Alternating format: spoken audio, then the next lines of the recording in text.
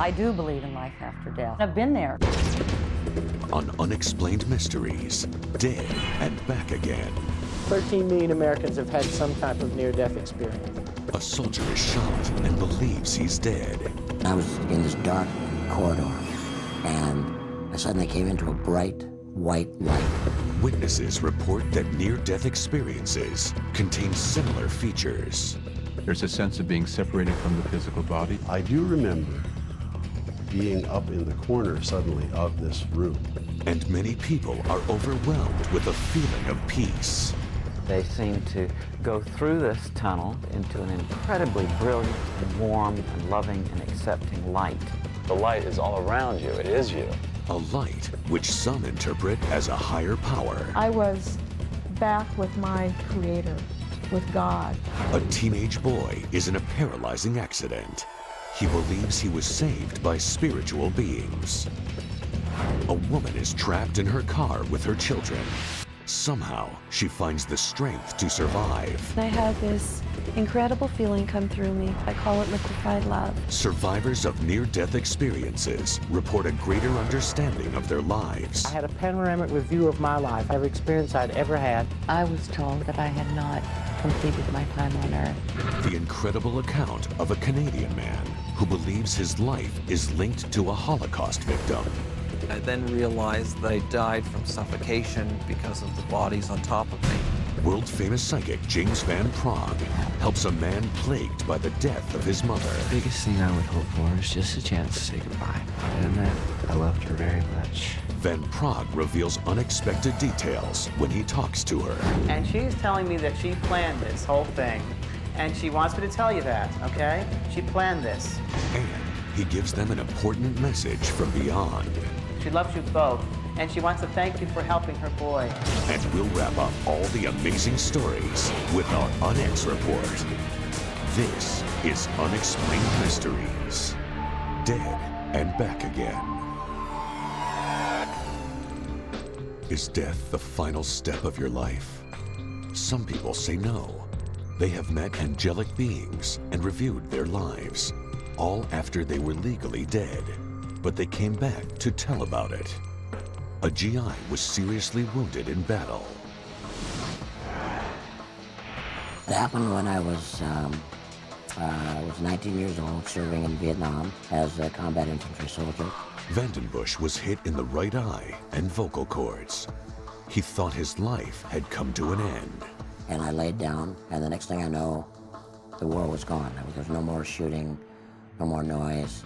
And I was in this dark corridor, and I suddenly came into a bright white light. But he believes he wasn't destined to remain in the light. It was like, you have to go back because you have a higher purpose. So I turned, I was back in the dark corridor, and suddenly back, lying on the ground in the war zone. We're all going to die, it's inevitable. But that doesn't frighten me. I have no fear of death. I know that death is peaceful. Experts note similar qualities in their near-death research. A core near-death experience has several distinct features. There's a sense of being separated from the physical body, being able to look at it like a spectator would, from an elevated position above it. A real estate broker went into shock, and his heart stopped. I do remember being up in the corner suddenly of this room where the doctors were. I've really worked at trying to describe it. And remember, it's not your body that's going, but it is you that's going. They seem to go through this tunnel, and they come out on the other side into an incredibly brilliant and warm and loving and accepting light. An artist was almost killed in a car accident. He too saw a light. The light is all around you. It is you. It's like totally encompassing with your being. If I ever get fearful in this conscious life, I can think back to that time and think, well, it was a beautiful experience. So what's there to be afraid of? Experts claim that one does not have to be near death to have this sensation. You could be in a deep spiritual crisis. You could have a spontaneous out-of-body experience. You could have this kind of experience as a result of meditative practice. You don't necessarily have to be physically close to death. But some experts counter that these experiences are difficult to categorize. One of the problems with some of the explanations is they always try to explain it in terms of their specialties. Zaleski has studied concepts of death throughout the ages. I think they do reflect cultural expectations, cultural aspirations that go very, very deep and go much deeper than some of the influences that we might be exposed to in a Sunday school classroom. A high percentage of Americans believe they, or someone they know, have had a near-death experience. 13 million Americans have had some type of near-death experience. I'm just one of them. I believe that it's important to get the message out about the near-death experience because there's just too many people afraid of death. Near-death experiences share a similar sensation of being out of body. You're helpless. You feel helpless. For the first time in your life, you're totally helpless. Then I felt a tremendous sinking sensation, and then I came out of my chest and rose up to the ceiling, and I could look down and see my body lying there on the bed.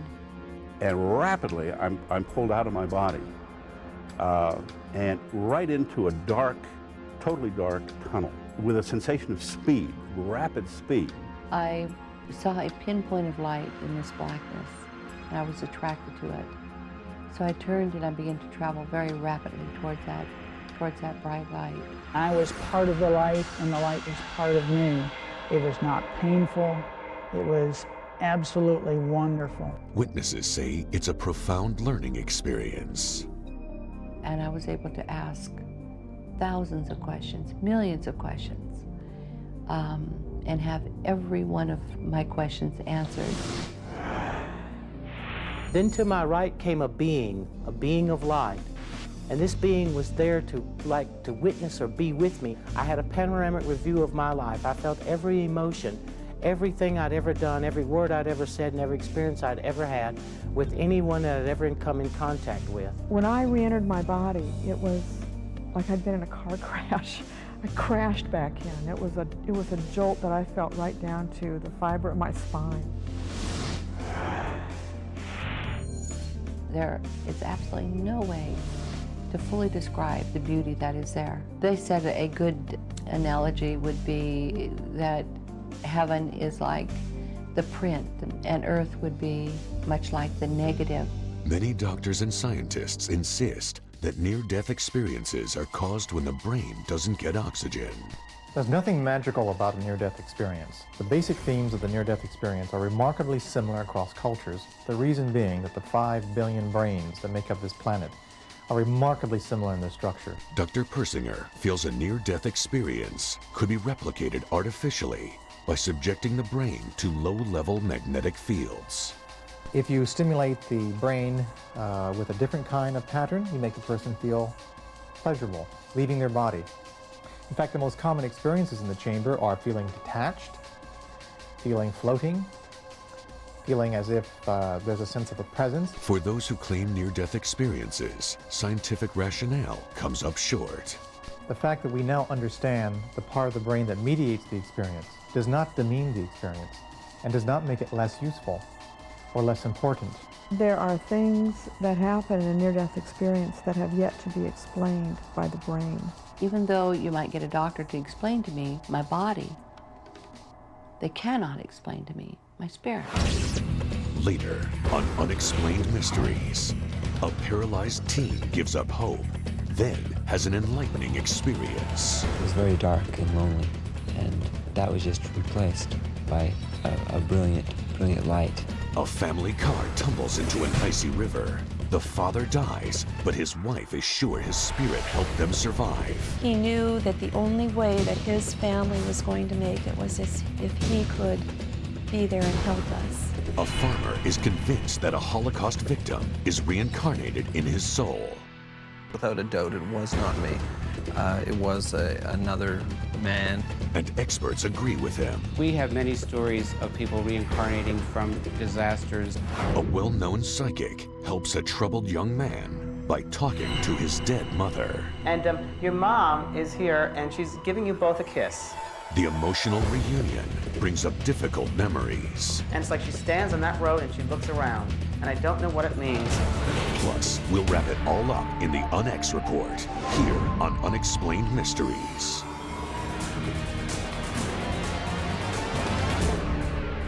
Unexplained Mysteries, Dead and Back Again. A near-death experience often leads to a new appreciation of life.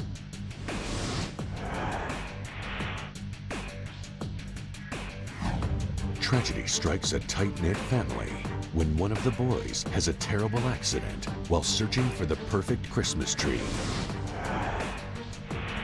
The hill was very, very steep. The tree was very, very tall. And it was starting to get dark. It was definitely like I was possessed to get the tree. I didn't see any danger. Will climbed the tree to cut off the top. Then his life changed forever. I just was enjoying the beauty when I could feel my arms scrambling out, trying to find branches, but I didn't have any control. I remember hitting the ground, but it wasn't very intense, like you might think. It was just like jelly splatting on the floor, and I couldn't feel anything.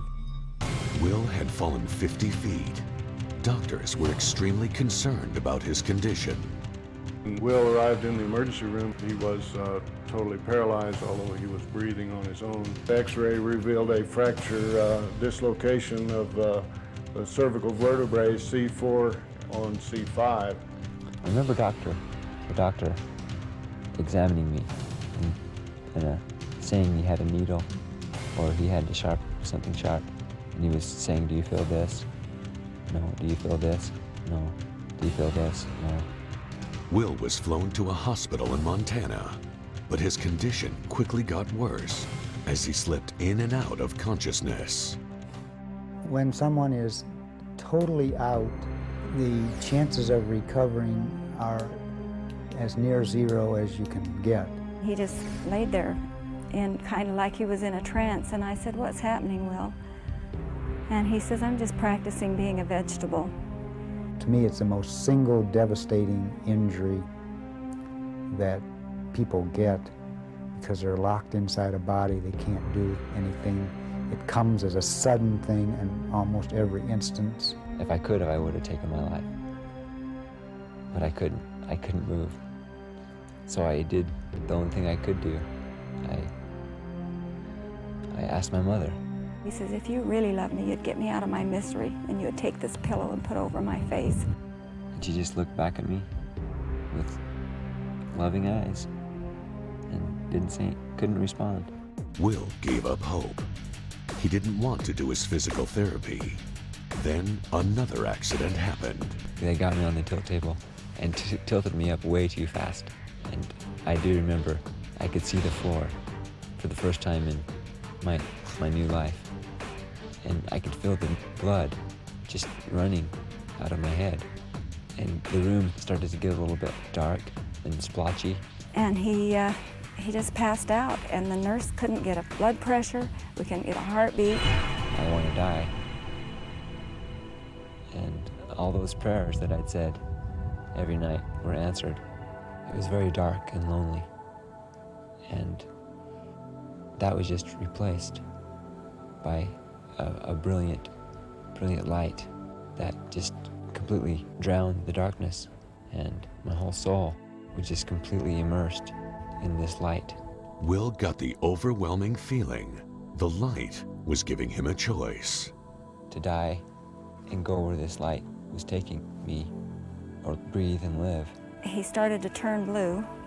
By this time, the other nurse had gotten oxygen to him. And as I laid there, consumed by this light, with the choice to make about quitting, I thought about meeting my God and looking at him and saying, "I quit."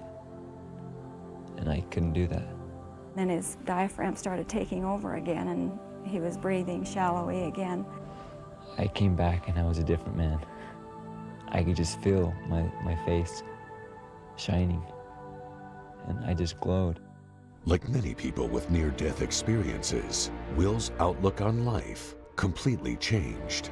I'm sure that there's something that occurs. I don't think we have any scientific explanation. Before the accident, William was very shy. After his experience, it was like the dam broke and his whole being came out, and we got to know William at that point. I was going to live my life. And the doctors kept saying, you'll never walk again, Will. But amazingly, his condition improved, little by little. It was almost like every week we'd get a new phone call saying, he sat up, he's, walking now, he's standing up. What caused Will's unexpected recovery? According to his family, the answer is prayer. His doctors don't know what to make of it. Conventional medical wisdom would have said that he would be totally paralyzed for life, and I certainly would call this a miracle. Will is now walking on his own and headed to college. He's had a chance to have his life, to lose his life as he knows it, and to have it back again. And that's something that very few people get the chance to do in this life. Coming up on Unexplained Mysteries, a woman is trapped in a car underwater. Does her dead husband help her survive? Some of the energy involved in his dying process aided Patty in kicking out the window. Drowning in icy water, her son had a near-death vision. Then I started flying through this tunnel. Went through the gate on the right, and then I saw these flowers. Some experts believe a man killed by the Nazis has been reincarnated into a Canadian man's soul. He saw a very Jewish model of heaven. And we're there for an exclusive report on his regression hypnosis. I feel a sharp pain in my back. And I fall into this trench. And you can't move because of the pain. A psychic helps a man who blames himself for his mother's death. And she wants me to tell you that don't you care what others think. She said that. It's not your fault. We'll give you the final answers in our UnEx report. All here on Unexplained Mysteries. Unexplained Mysteries. Dead and back again. Many people claim they've sensed the presence of a loved one, even after they died.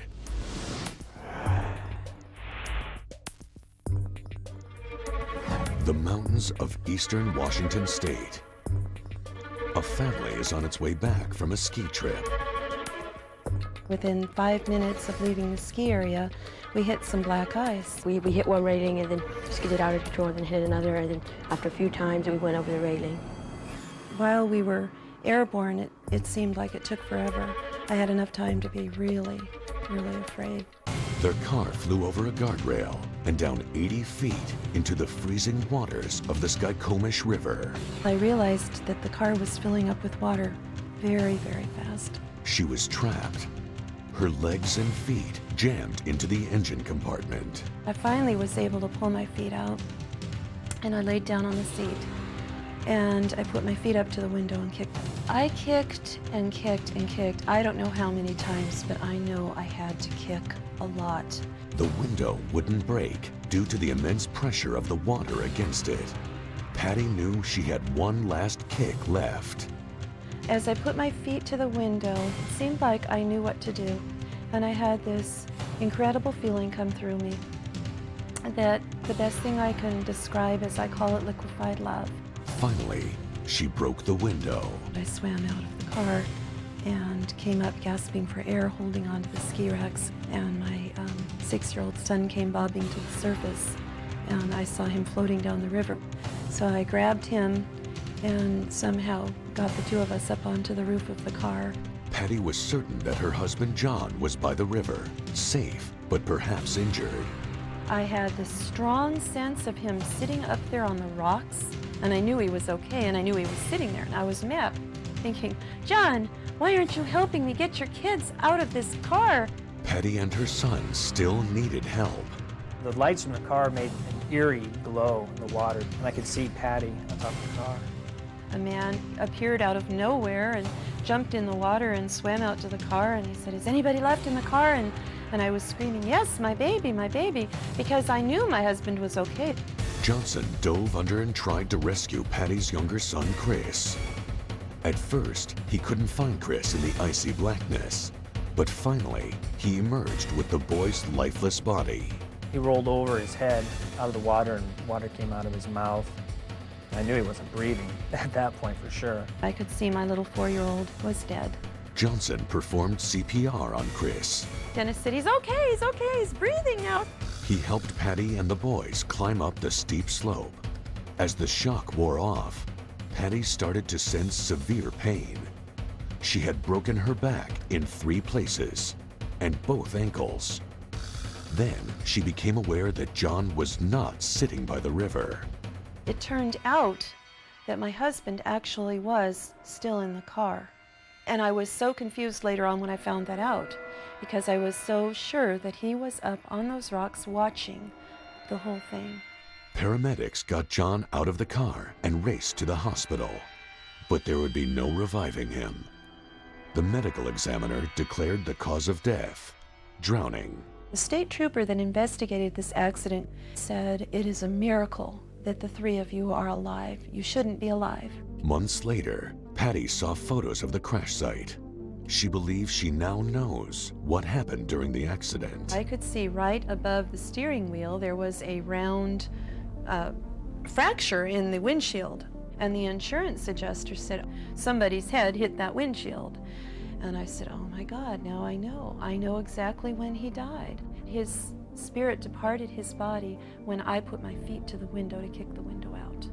Patty's back was broken. Her ankles were shattered. Yet she managed to kick out the car window, then climb up a steep ravine. Where did the strength come from? Perhaps her husband died, and that some of the energy involved in his dying process aided Patty in kicking out the window. Patty thinks her husband's spirit stayed with the family for a while longer. At John's funeral, her son made a surprising remark. Chris pointed up to the flowers and he said, Mom, look at those flowers. My daddy's in those flowers. And later, while Chris was playing his synthesizer, Patty heard a hauntingly beautiful melody. I said, what song was that? He said, oh, that's the music I heard in heaven. The water started filling up in the car, and I started flying through this tunnel. It was a rainbow-colored tunnel. At the end of it, there were 2 gates.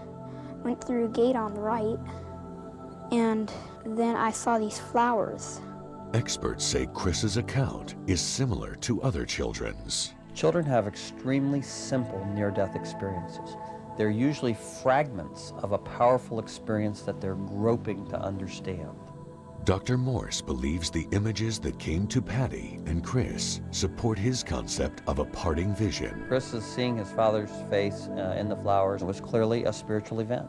Patty continued to sense that John was nearby. There were several occasions where I was very aware of my husband's presence after he died, and I was very upset by those. Patty is convinced her husband helped save his family, even after he died. He knew that the only way that his family was going to make it was if he could be there and help us. And I was badly injured. I couldn't have gotten those boys out of that car without the final gift. Next on Unexplained Mysteries, a farmer has vivid nightmares about a past life in the Holocaust. I couldn't connect who these people were. It was another man and his wife and 2 children. He subjects himself to regression hypnosis. I was nervous. What is this going to do if it reveals things to me? Experts find proof in the details he recalls on the way to heaven. And then he says, I'm not hungry anymore. And this, to me, again, is a very authentic detail. A man and his wife are amazed after meeting with a famous psychic. He told us stuff that nobody else knew. I believe strongly that I just held a conversation with my mom. And we'll sum it all up for you in the UnEx report. Stay tuned for more Unexplained Mysteries. Unexplained Mysteries, Dead and Back Again. Many people believe their bodies are inhabited by reincarnated souls. A farmer in Nova Scotia is suddenly racked by nightmares of the Holocaust.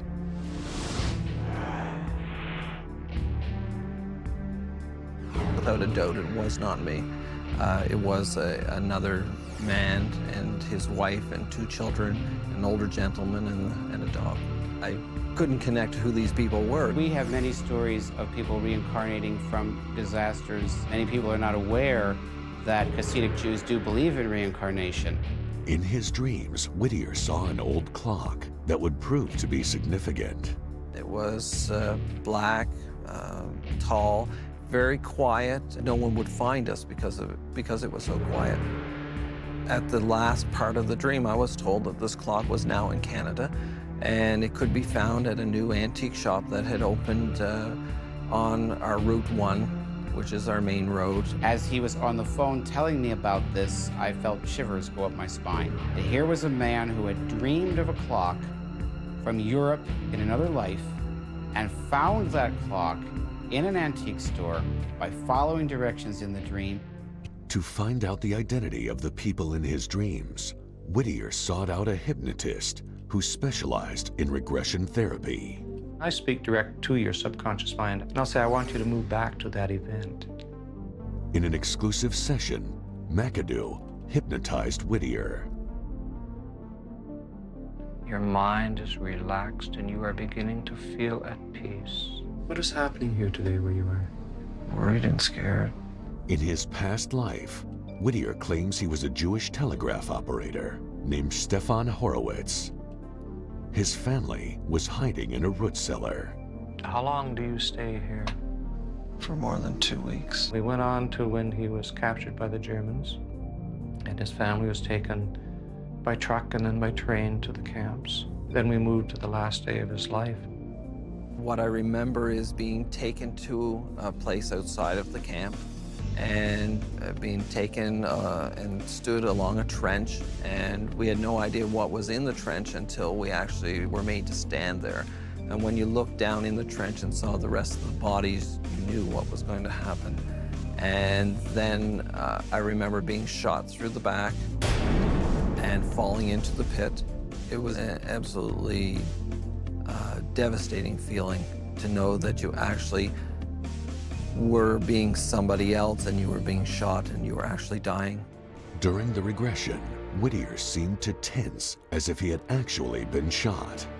I then realized that I actually didn't die from being shot, that I died from suffocation because of the bodies on top of me. Move out of the body and tell me what it feels like as you lift out of the body. Oh, there's so many people that are going up. Did you see this light? It's so bright. There's rays of blue light that are coming. And then he says, I'm not hungry anymore. And this, to me, again, is a very authentic detail, because the immediate realization as he enters the gates of heaven is that he's no longer hungry and he's no longer cold. And if he were making up the story, that would not likely be the first thing you would say upon being in the gates of heaven. Whittier says he saw a blue light, and that surprised him.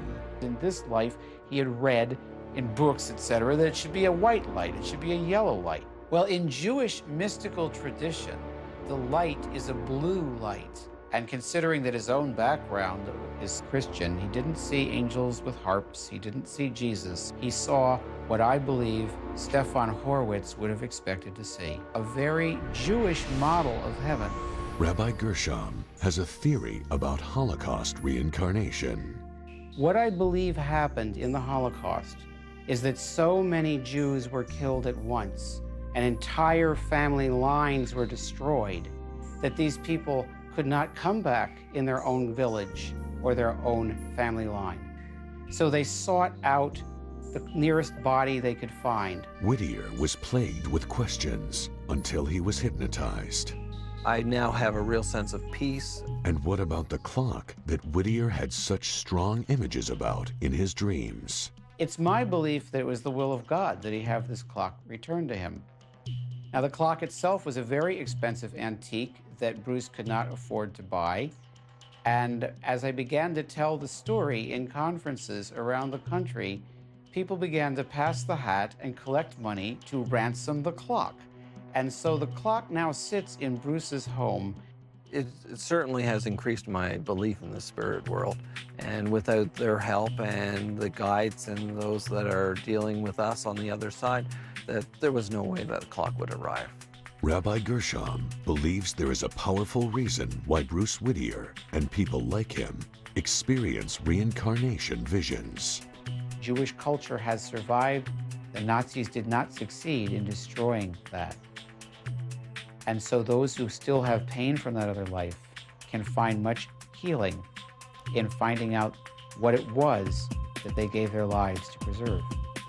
Coming up on Unexplained Mysteries, psychic James Van Praagh helps a man speak to his dead mother. She's trying to make up for not being there for you when she was alive. And she's with you, with the kids. Van Praagh's dramatic revelations about her death affect the man deeply. Don't you care what others think. It's not your fault. And you'll get the ultimate summary with the UnEx report here on Unexplained Mysteries.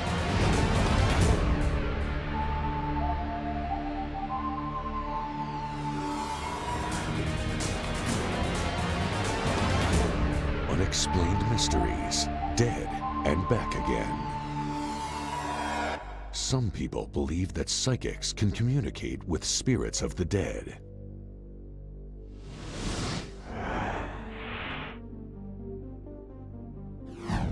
Kevin Boss was riding with his mother on a lonely highway.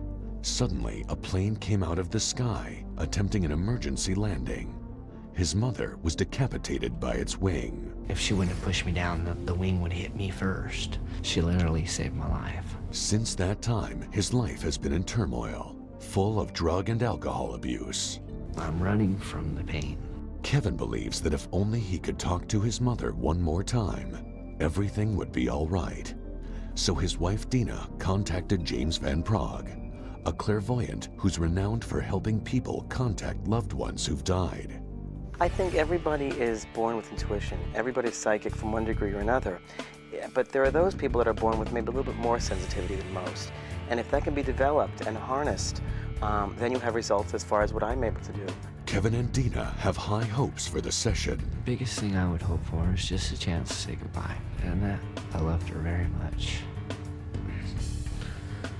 I want to be able to start from today on new and have Kevin be whole. The session began. Van Praagh sensed the presence of Kevin's dead mother. Okay. First impression I get is a lady standing right next to you, and I do feel it's a mother figure. I do feel this energy. And your mom is here, and she's giving you both a kiss. And she's telling me that she planned this whole thing, and she wants me to tell you that, okay? She planned this. And she's giving love to the babies, and I don't know what she's talking about, but she's talking about the babies. You have babies, yes, right? You have babies. And she's telling me, now you might find this very funny, but she's telling me you're going to have another baby. Has there been talk about you having another child? Yes. And one of the baby's names, is it named after her? Yes. Her middle name, because she said the baby's name is something the name there that she was mentioning, named after, and she wants to thank you for this, all right? And she protects the babies. She protects them. She does protect them. Okay. Yeah, go on. Van Praagh surprises the couple by telling them something very personal about their family. Yes, and I'm also picking up, I'm being shown by your mom a necklace. And I don't know if it's a heart on the necklace, but there's something to do with a necklace. And who has a necklace, please? His cousin does. Your cousin. And The Kevin cousin. was Is it? supposed to get it. And supposed to get the necklace of hers. Thank you. It's your mother's necklace, and she wants you to have it because she wants you to give it to her granddaughter. Granddaughter she's talking about, okay? And go on. She's showing me a field, and I don't know why she's showing me a field. I'm seeing a farm, or I'm seeing a country road, and I'm seeing this, and it's like she stands on that road and she looks around, and I don't know what it means. Do you know what she's talking about? That's where the accident was. That's where the accident was, okay. It looks like it's very rural. Is it rural area? Because it looks very rural to me. Okay? Yes, and it's hard for you to go down that road. You understand? So it's very hard to go down that road. Okay? Then Van Praagh gave Kevin the information he needed to hear. And she wants me to tell you that don't you care what others think. Don't you care what the others think. They blame you, you know? They blamed him. They blamed him for her death. They blamed you, and it's not your fault. You understand that? It's not your fault. So please be aware of that. She said that. It's not your fault. I love you both. She loves you both, and she wants to thank you for helping her boy. You've helped him a great deal, Dina. You've helped him in his life. You understand? You've helped him in his life. Van Praagh relayed a message from Kevin's mother to help him move on. It's almost as if she wants you to get yourself going, or, you know, get yourself going. And she's loving. She loves you, and she said it in a very loving way. But she says it's time to grow up. You understand? It's time to grow up. And you know, you had a hard life. You've had a hard life. But she says you can do it. You can do it. And you said you can do it. Yes, happy with you. She's proud of you, your mom. Your mom's very proud and happy with you, and she loves you very, very much.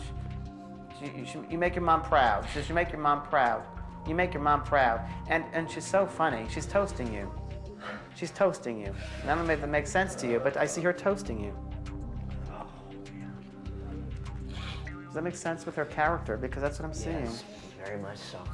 Bit of a partier. She is a very honorable person. Oh, she is. Then she wants me to give this to you. Wants me to give you this, that she's around you, and she's trying to make up for not being there for you when she was alive.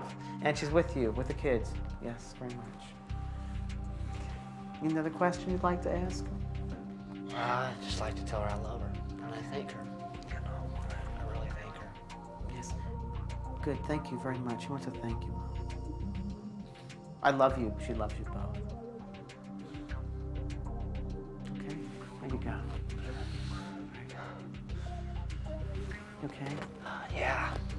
Yeah, I'm great. Okay. You're welcome. You're very welcome. I'm the radio, and you know, one day the radio might be working really well, and other days it might be hard to hear. So I never take it for granted. Kevin was profoundly affected by Van Praagh's psychic abilities. He told us stuff that nobody else knew, and there was no way he could have found out, you know? So, without a doubt, I believe strongly that I just held a conversation with my mom. I felt this weight completely leave him. That happens when there's a little more self-confidence there, there's a little more love there. I think that he had closure, and I think it has changed his way of looking at life. Coming up on Unexplained Mysteries, the UnEx Report. What happens when the dead come back again? Is there life after death? Can a soul walk the earth after the body is gone? Do these spirits communicate with the living? We'll dig deeper for the answers next on the UnEx Report.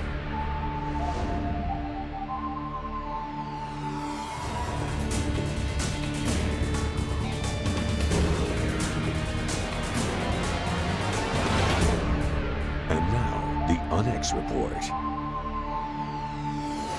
Millions of people claim they have had an illuminating near-death experience. I was part of the light, and the light was part of me.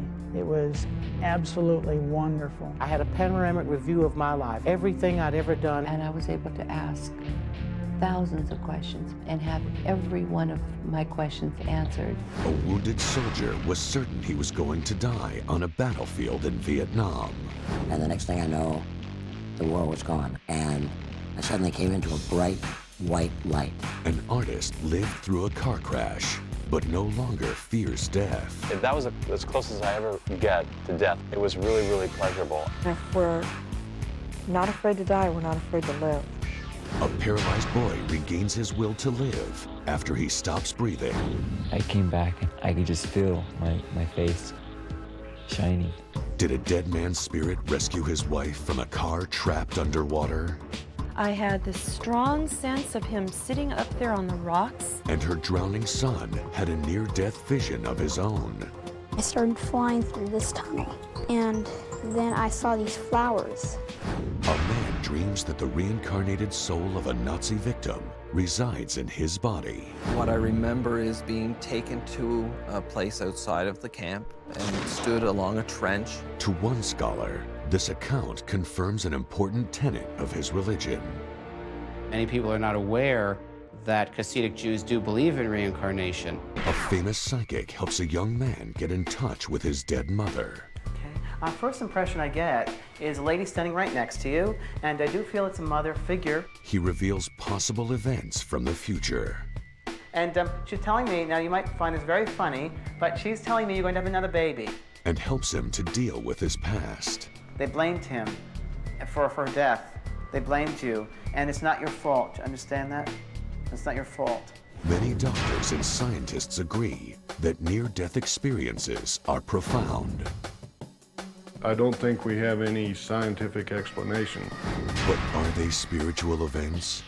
Researchers disagree. There's nothing magical about a near-death experience. I think they do reflect cultural expectations, cultural aspirations. The internet provides information for those who've had near-death experiences. Resources such as James Van Prague's website. It's a great community, and many people have been helped on that website. And that's what it's about. It's about helping one another, helping each other. We're all here together. The near-death experience. For many, it has changed their lives. Is it a glimpse into the beyond, or a biochemical response? Whichever it is, there seems to be no doubt about its powerful effect. But the final answers to these questions must remain an unexplained mystery. Death is the last great mystery. It's not a free ride, but we're all going to take the trip.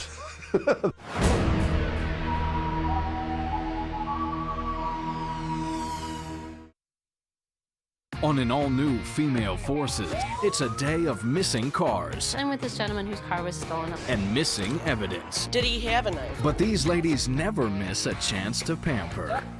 It's important to be able to beat somebody up and still look good doing it. An all-new Female Forces, tomorrow at 10 on Bio. True story.